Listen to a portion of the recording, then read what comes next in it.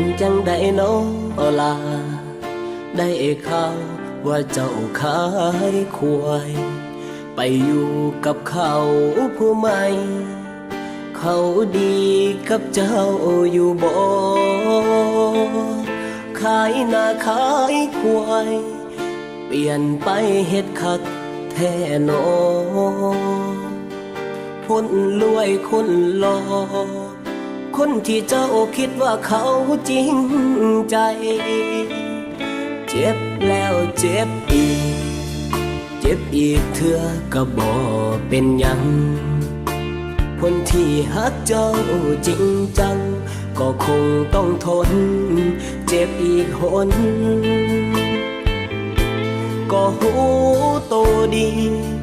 อยู่กับอ้ายเม้นฝากคนจนอย่ามาฝืนทนกับคนที่มีกินต้มสาบควายขออวยพรใส่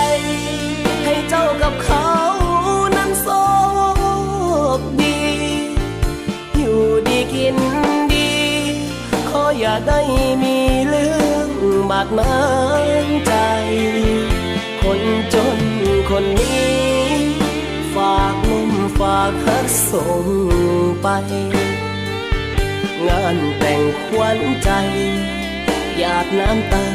ใส่ซองแทนตัวขอฝากส่งท้ายปิดใจใส่ซองส่งไปเปิดซองจดหมา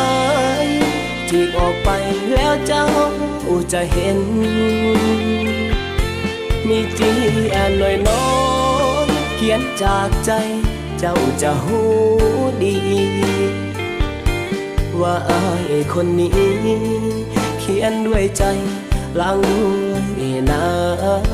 ำตา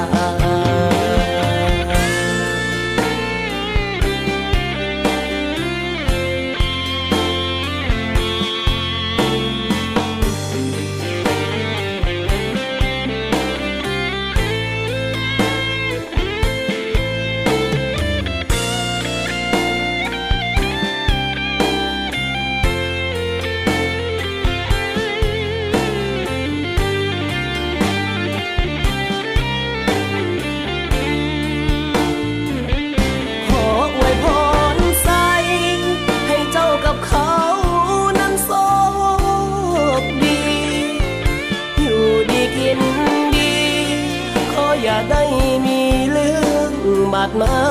งใจคนจนคนนี้ฝากนุ่มฝากฮักส่งไป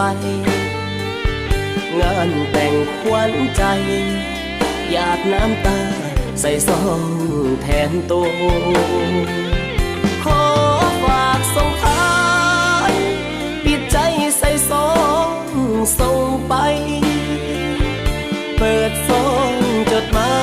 ยที่ออกไปแล้วเจ้าจะเห็น